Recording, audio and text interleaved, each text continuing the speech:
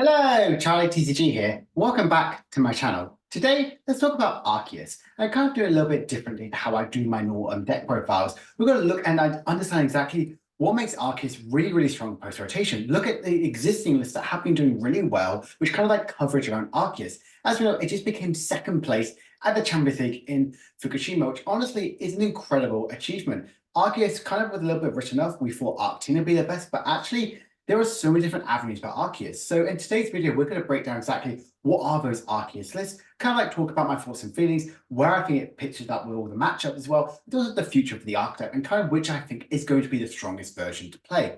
So if we look at how it's been performing, it's honestly been doing very, very well. If we look at Champions League, they got second place and two top 8 placements. The second place obviously the Alolan Vulpix one, but the two top 8 placements were from Arctina. Now, both of these are a little bit different, but have a posing strategy. The Vulpix one has that really good Snow Mirage, which makes sure it's not affected by any of the active Pokemon attack, which have abilities on it, whereas Arctina, it's kind of like you use your Giratina to actually plow through pretty much whatever is on your opponent's active side. It really helps you in the Charizard matchup by playing Maximum Belt, and even the Iron Leaves have that good coverage. The City League response is kind of about 8% of the meta share is about all Arceus sort of decks as well. But we did see some rise of like the Arc Gudra, the Arc Vulpix, and just the Arceus box in general. But definitely the more predominant version is the Arceus Giratina. That has about 5 to 6 wins, which is pretty powerful for what Arceus Giratina really does have to offer. Definitely, like I've mentioned before, the most common build is Arceus Giratina. Like I said, a lot of people are really scared about Charizard, and it's the best counter to that archetype. I do think Vulpix could offer a bit more of that disruption capability. We're kind of seeing like where the format is going with.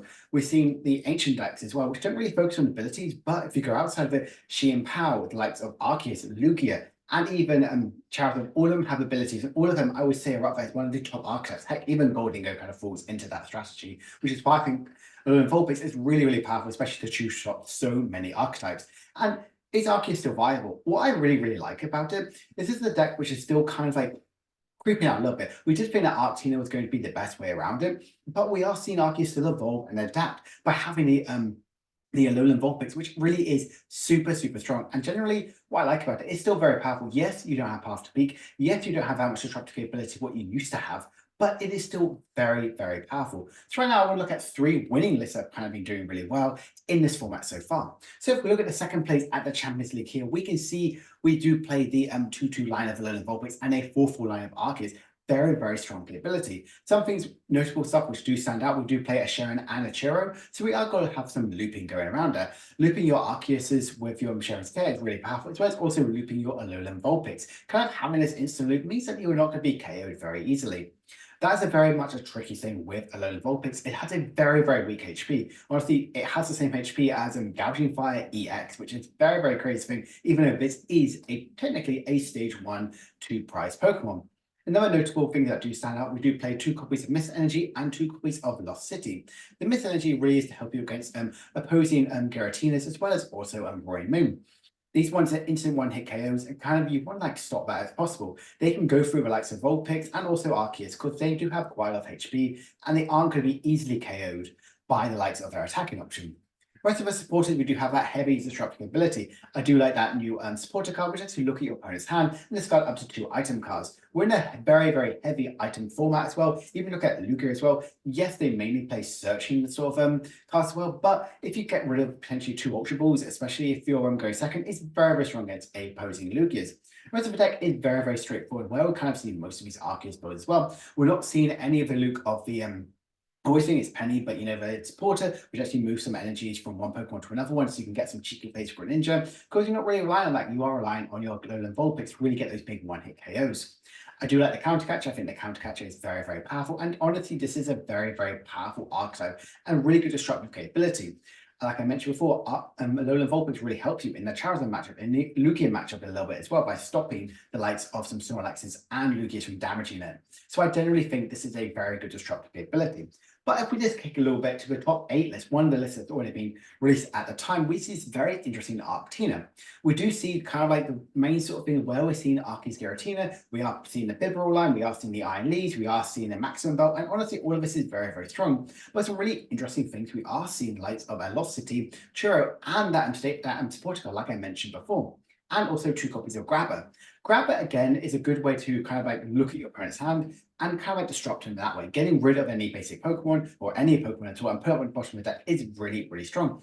Maximum Belt, like I mentioned before, you want to have a good Charizard matchup. Charizard didn't perform as well as some people did feel. Yes, it did get a top 4 placement and get a top 16 as well, but a lot of people expect it to be a lot higher. But still having the maximum belt, make sure your guarantees can one-hit KO them. So it's also an Iron Leaf as well. So you have two ways around it. No super rods, so you can't like streamline some 2 copies of Iron Leaves. So this is definitely something to be really considerate about. Lost City as well to be that destructive capability. We play the Churro for the extra healing factor and lots of good sort of Pokemon search cards as well. What I think I really like about Zone is it is playing the Jet Energy and one switch card. We did see that Block Pack came in force by getting in top 4 and also top 8. So Control is doing incredibly well, and even the likes of a Great Tusk Mill got into top 16. The Control had one of the best shown I've ever seen it going with it, so having these counters to it is really, really powerful. I think this is one of the strongest ones as well. If you are worried about Charizard, this is the Arceus build to play. And if you want to have a tank and heal deck, we obviously have Goodra.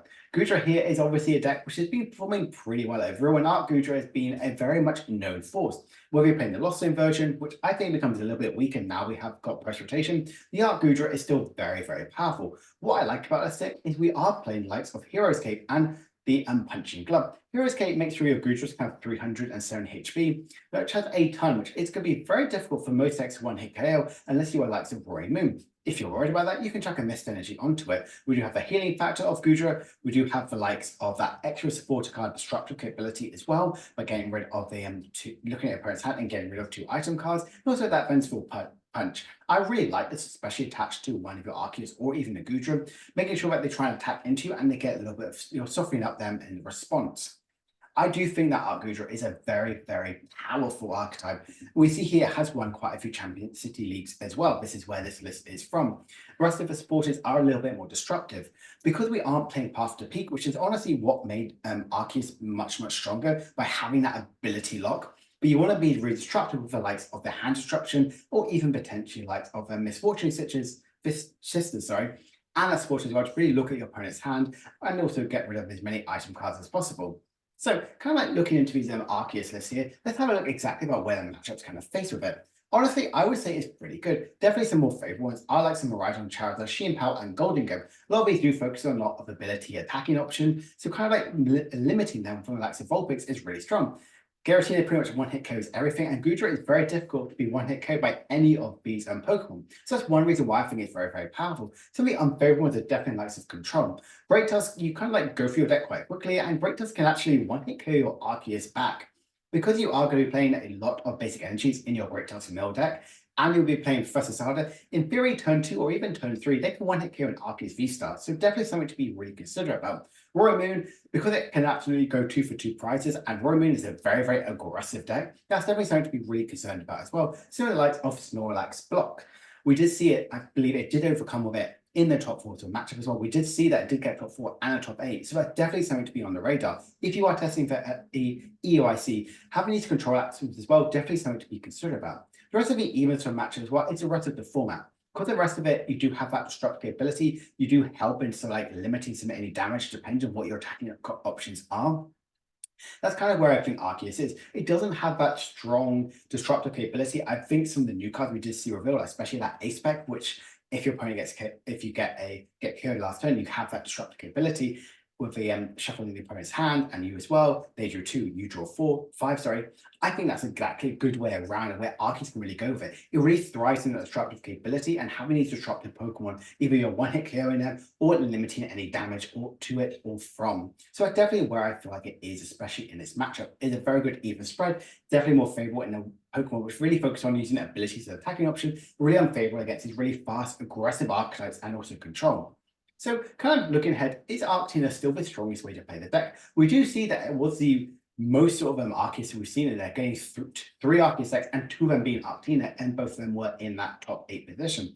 I think if we see an increase in Charizard, which we are seeing that would be the case, especially in the City League Championships, I would say this is definitely the strongest one to play, especially if you are testing for EUIC. Can it really keep up even without Paths to Peak? That's a big question. We have seen Arceus right now pull its numbers out. We're seeing it either have the likes of the Team League headquarters. We've seen likes of Lost City. We've even seen likes of Town Store, really good destruct capability in stadium cards, or finding stadiums to get some really key item cards, tool cards, sorry, to really help that destructive capability. And can it really punish the format of this text? Alolan Vulpix, I think, is an absolutely amazing tech. We saw it do really well at EUIC last year, and Arceus with Alolan Vulpix do incredibly well and winning the event, because no one really expects a Snow Mirage. We've seen it now kind of have that effect right now at the Champions League, getting that second place finish. So it's already going to be people's radar. People are already going to be testing with this one. Is this enough to really punish it with that format? Is Vulpix kind of like disappear now and we go back to the Arceus Giratina because people aren't going to be expecting the Vulpix, and then eventually we can go back to it when the format is kind of like evolved much more stronger for Vulpix to really play around. So I want to just finish up by looking at other Arceus lists as well. A little bit similar to ones we've seen before. Does play the Squirvet, does play the likes of that Radiant Gardevoir to really limit the likes to your Giratinas don't one-hit KO. Opposing Giratinas don't one-hit KO your Giratinas and your Arceus. And also, like I mentioned, it does play that Team League headquarters. We are seeing a lot of similarities between the Arceus lists as well. For me personally, I do think this is the strongest way and most ways which I would be playing Arceus, especially going into this new format. It's crazy to think this deck that got revealed pretty much 2 years ago is still absolutely running rampant, doing incredibly well in this format. And even though we're not really powering up that many Vs, we haven't seen a V revealed for nearly a year and a half now, it still is doing incredibly well, especially with the likes of Giratina. So I hope you guys enjoy this video. It's a little bit different to where I've noticed most of my deck profiles, and let me know if this is something that you really enjoy. Focusing more on really analyzing what makes the winning list, kind of talking about that sort of process instead of the ones which I am showing. So if you enjoyed this video, please make sure to like, subscribe, and comment down below. Where do you think Arceus really is placed in this format? Do you think that the Vulpix one was an absolute huge surprise and will be the best way to play Arceus? Or is it just a one and done tournament one and people are going to go back to Arceus and Giratina? I'll be back in a couple of days' time and I'll see you guys then. Bye for now.